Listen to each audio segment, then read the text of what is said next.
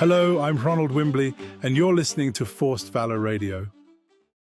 Winter 1775 gripped the Massachusetts countryside, the air sharp with frost and the promise of a long fight. The Continental Army, camped in a ragged arc around Boston, shivered in makeshift huts from Cambridge to Roxbury. Brandon Herrera, his breath fogging in the cold, crouched in a Roxbury barn, tinkering by candlelight. His latest obsession, the swarm launcher, a wooden tube fitted with a flintlock mechanism designed to fire a half-dozen fist-sized bombs packed with gunpowder and lead shot. Like a musket with a bad attitude, he muttered, testing the trigger. Gonna make those redcoats regret breakfast. Brandon had joined General John Thomas's Roxbury detachment, tasked with harassing British outposts on Boston Neck, the narrow strip connecting the city to the mainland. The siege had settled into a grinding routine, skirmishes, cannonades, and endless waiting.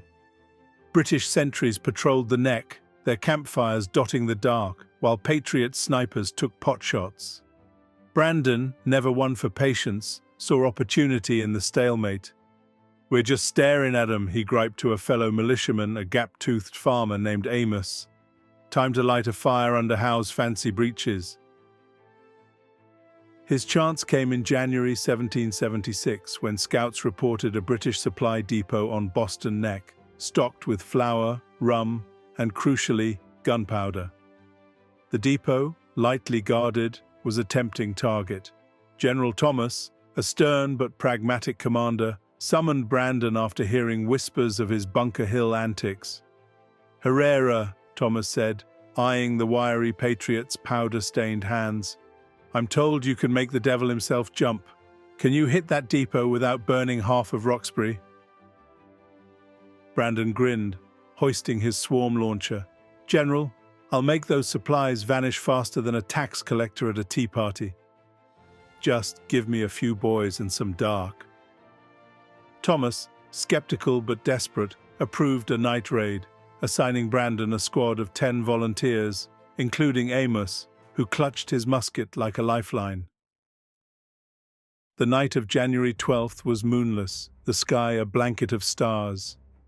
Brandon's squad crept through Roxbury's fields, their faces blackened with soot. He carried his swarm launcher, a satchel of clay pot grenades, and a new batch of his buried powder kegs rigged with pitch-soaked fuses. The plan was simple: sneak past the sentries, blow the depot, and scatter before the British could muster. "No heroics," Brandon whispered to his men. "Just boom and vamoose." They reached the neck's edge, where British campfires flickered. Brandon scouted ahead, spotting the depot, a wooden shed ringed by barrels, guarded by a dozen redcoats. He signaled Amos. "Time for the welcome wagon." Crawling through the grass, Brandon planted 2 powder kegs near the depot's rear, their fuses hidden under dirt. He then rigged a tripwire using twine, a trick he'd perfected at Bunker Hill. "One wrong step," he chuckled, "and it's Independence Day early." With the keg set, Brandon took position behind a low wall, his swarm launcher primed. He'd loaded it with swarm bombs, leather pouches of gunpowder and shot, designed to burst on impact.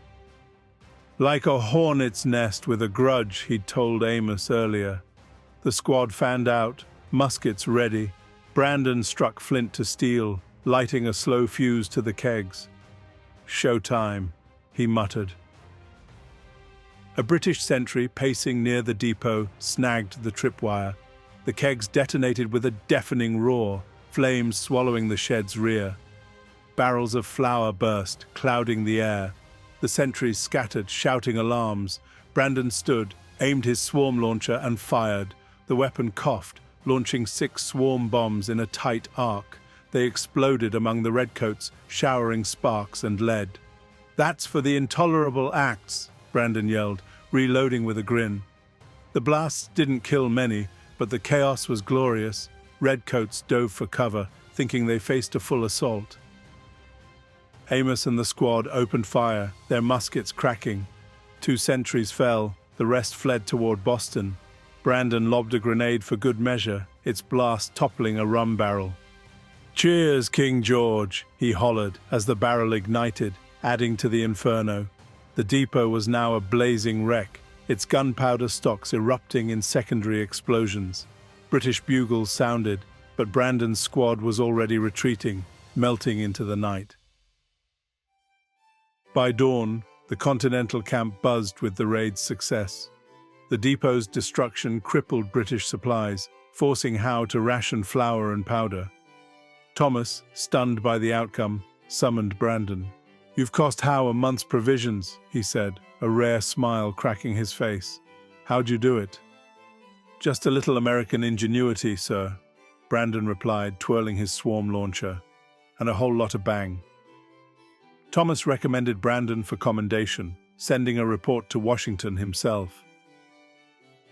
On March 4, 1776, as the siege neared its climax, Washington executed his masterstroke, fortifying Dorchester Heights with Ticonderoga's cannon overnight.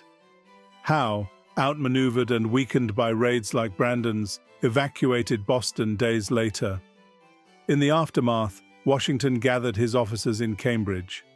Amid the victory speeches, he singled out Brandon, presenting him with a silver-hilted dagger engraved with "For Valor at Boston."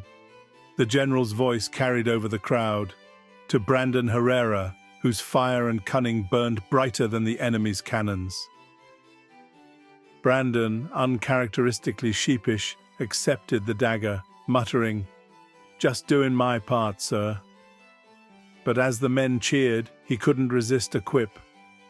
"Guess the redcoats learned. Don't mess with a colonist who's got powder and a plan."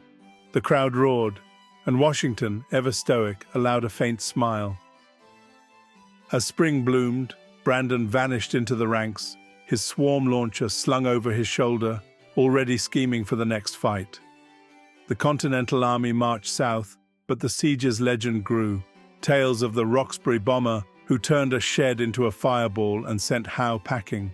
British officers, nursing their defeat, cursed the rebel who'd made their siege a misery, his quips as sharp as his explosions. Again, I'm Ronald Wimbley, and you've been listening to Forced Valor Radio. For more content like this, visit forcedvalor.com. Stay tuned here for further episodes of Forced Valor Radio. And always, please like and subscribe.